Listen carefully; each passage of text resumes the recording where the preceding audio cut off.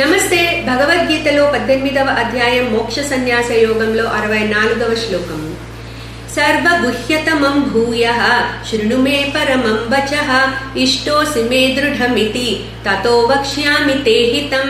So భగవానుడు ముందు శ్లోకంలో చెప్పారు, నేను చెప్పాల్సిందంతా చెప్పాను అర్జున, ఇప్పుడు దాన్ని పూర్తిగా అనలైజ్ చేసుకుని రిఫ్లెక్ట్ చేసి నీ నిర్ణయం నువ్వు తీసుకో అన్నారు.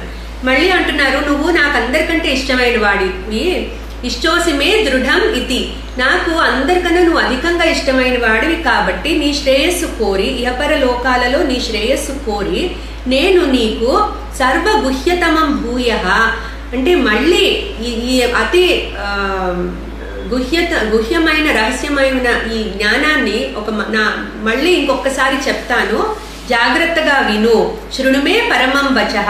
సో ఇది ఉత్తమమైన ఈ మాటని, శ్రేష్టమైన నా యొక్క మాటని జాగ్రత్తగా విను అని తతో వక్ష్యామి తే హితం, నీ మంచి కోరి నేను చెప్తున్నాను.